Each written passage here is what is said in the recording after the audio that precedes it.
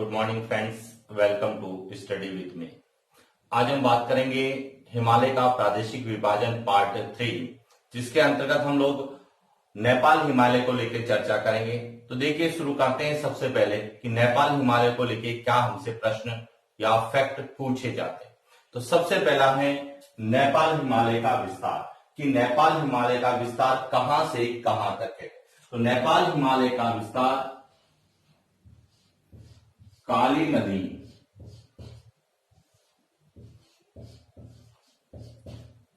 से तीस्ता नदी तक,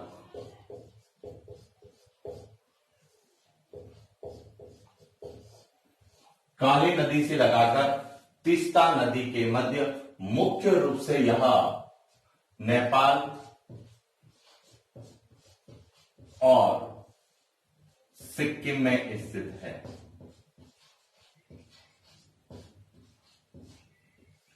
यानी कि इसका विस्तार नेपाल और सिक्किम में काली नदी से लगाकर तीस्ता नदी के मध्य लगभग 800 किलोमीटर है। यानी कि नेपाल हिमालय की जो लंबाई है ये 800 किलोमीटर है। काली नदी से लगाकर तीस्ता नदी के मध्य मुख्य रूप से नेपाल और सिक्किम में है, और नेपाल में इसका विस्तार सर्वाधिक होने के कारण इसे नेपाल हिमालय के नाम से जाना जाता है। अब बात करते हैं इसकी विशेषताओं की। तो सबसे पहले नेपाल हिमालय का सबसे उच्च क्षेत्र है, यानी कि यह हिमालय का सबसे ऊंचा है। यानी कि विश्व की हिमालय की बात करें तो जितने भी विश्व की ऊंची चोटियां हैं या हिमालय की जो ऊंची चोटियां हैं वह इसी नेपाल हिमालय में स्थित है, इसीलिए यह सबसे ऊंचा हिमालय। दूसरा, प्रादेशिक विभाजन में यह सबसे लंबा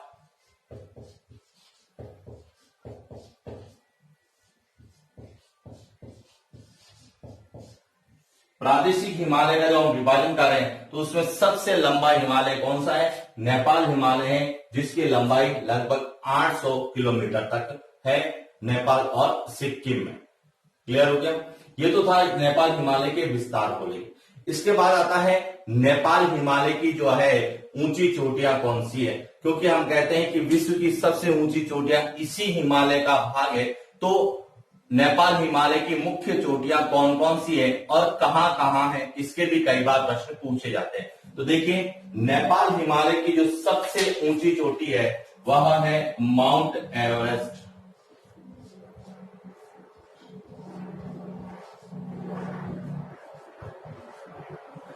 माउंट एवरेस्ट यह नेपाल में स्थित है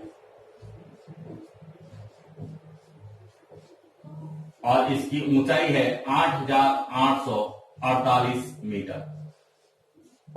यह विश्व की सबसे ऊंची चोटी भी है, हिमालय की सबसे ऊंची चोटी भी है। तो यहां प्रश्न पूछा जा सकता है कि विश्व की सबसे ऊंची चोटी किस हिमालय में स्थित है या किस हिमालय का भाग है। तो नेपाल हिमालय का भाग है माउंट एवरेस्ट, जिसकी ऊंचाई है 8,848 मीटर। दूसरी जो सबसे ऊंची चोटी है वह है कंचनजंगा।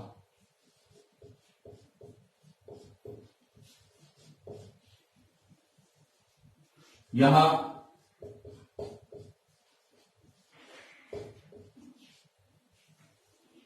सिक्किम में है। दूसरी जो सबसे ऊंची चोटी कंचनजंगा यह सिक्किम में है, इसकी ऊंचाई है 8,598 मीटर।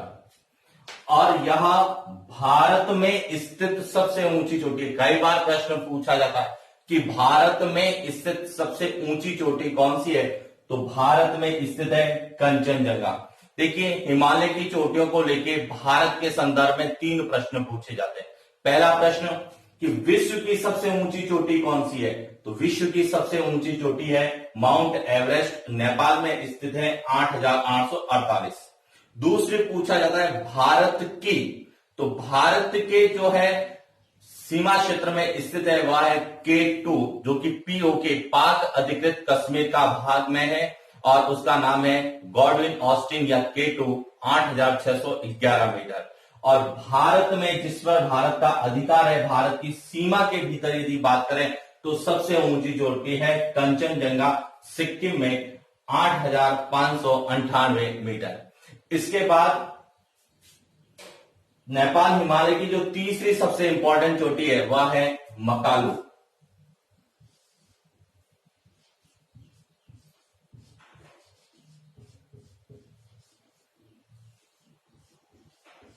यहां नेपाल में है और इसकी ऊंचाई है 8,481 मीटर। तो तीसरी है मकालू, सबसे ऊंची माउंट एवरेस्ट, उस दूसरी कंचनजंगा और तीसरी है मकालू। इसके अलावा कौन सी है? तो इसके अलावा एक है धौलागिरी।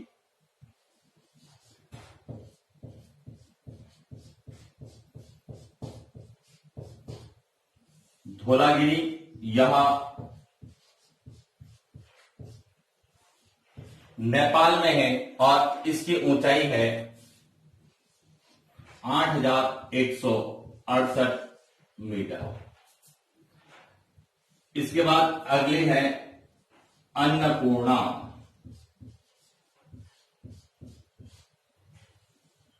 यहां भी नेपाल में है 8,075 मीटर। और इसके अलावा एक और है गोसाई थान, यहां तिब्बत में है और इसकी ऊंचाई है 8,027 मीटर। तो यहां से 3 तरह के प्रश्न पूछे जा सकते हैं। एक तो पूछा जा सकता है कि विश्व की सबसे ऊंची चोटी कौन सी है और हिमालय के किस भाग में स्थित है या कहां पर स्थित है। तो विश्व की सबसे ऊंची चोटी है माउंट एवरेस्ट, जो कि नेपाल में है और नेपाल हिमालय का भाग है। दूसरा प्रश्न बन सकता है भारत में स्थित, यानी भारत की सीमा के अंदर जो स्थित है वह कौन सी है। तो कंचनजंगा है, जो हिमालय की तीसरी सबसे ऊंची, यदि टोटल हिमालय की बात करें तो तीसरी, और नेपाल हिमालय की बात करें तो दूसरी सबसे ऊंची चोटी है सिक्किम में है। इसके अलावा मकालू, धौलागिरी, अन्नपूर्णा और गोसाई थान जो है। तो यहां से एक प्रश्न आपको पूछा जा सकता है कि नेपाल हिमालय की चोटियों का आरोही क्रम या अवरोही क्रम क्या है। यदि हम आरोही क्रम की बात करें तो सबसे पहले गोसाई थान, फिर अन्नपूर्णा, फिर धौलागिरी, फिर मकालू, कंचनजंगा और माउंट एवरेस्ट है। तो चोटियों को लेकर यह प्रश्न हमें एग्जाम पॉइंट ऑफ व्यू से पूछे जा सकते हैं। इसी में हिमालय की चोटियों में के साथ ही हिमालय में 2 प्रमुख घाटियां हैं। एक तो है काठमांडू घाटी,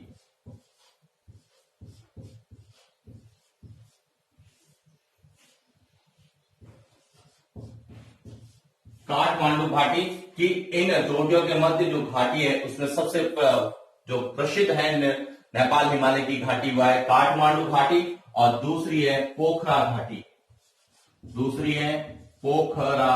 घाटी। तो आपसे पूछा जा सकता है कि काठमांडू घाटी या पोखरा घाटी किस हिमालय में स्थित है। तो नेपाल हिमालय का यह भाग है और दोनों ही घाटियां नेपाल में स्थित है।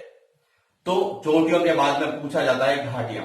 इसके बाद पूछा जाता है कि इस नेपाल हिमालय की और क्या विशेषता है। तो कुछ इंपॉर्टेंट विशेषताएं जो हमसे पूछी जा सकती है वह है कि जो ये गोसाई थान चोटी है, यहां से एक नदी निकलती है, कोशी नदी।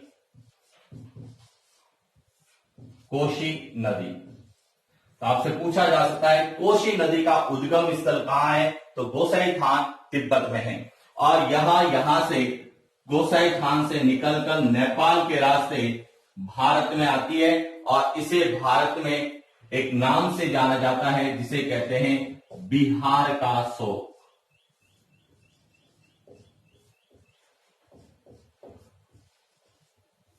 बिहार का शोक किस नदी को कहा जाता है? कोशी नदी को कहा जाता है। और यह विश्व में सबसे ज्यादा मार्ग परिवर्तन के लिए जानी जाती है। तो आपसे यह भी पूछा जा सकता है कि विश्व में सर्वाधिक मार्ग परिवर्तन के लिए कौन सी नदी जानी जाती है, तो कोसी नदी जानी जाती है। दूसरी एक और इंपॉर्टेंट विशेषता है कि इसी नेपाल हिमालय से एक और नदी निकलती है, उस नदी का नाम है गंडक नदी।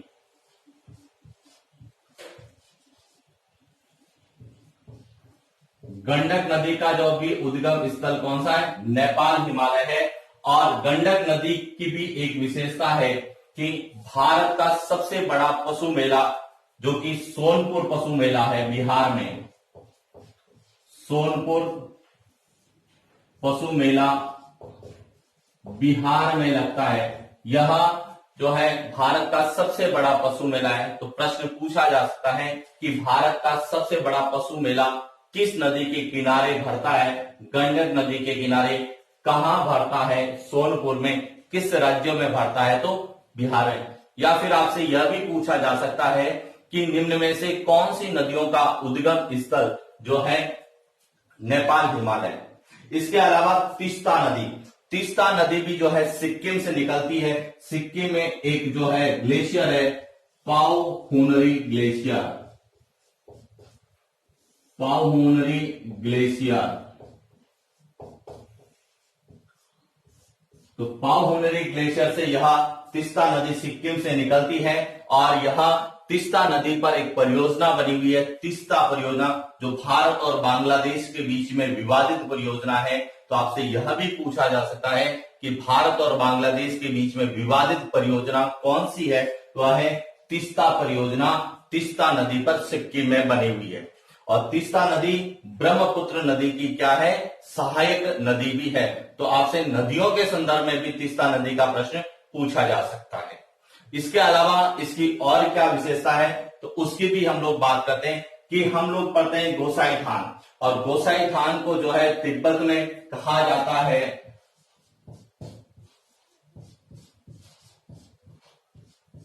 सीसा पांगमो। तो गोसाईथान जो चोटी है इसको जो है तिब्बत में सीसा पांगमो के नाम से भी जाना जाता है। और नेपाल हिमालय में एक जनजाति निवास करती है जिसका नाम है लोप्चा जनजाति,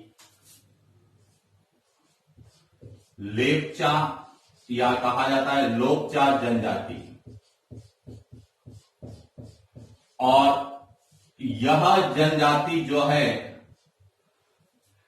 जो हिमालय की उच्च भाग है, उच्च पर्वतीय क्षेत्र में निवास करती है, उच्च पर्वतीय क्षेत्र। आपसे पूछा जा सकता है कि निम्न में से कौन सी जनजाति उच्च पर्वतीय क्षेत्रों में निवास करती है या नेपाल हिमालय में निवास करती है। यह है लेप्चा जनजाति और यह जनजाति नेपाल में जो है रहती है।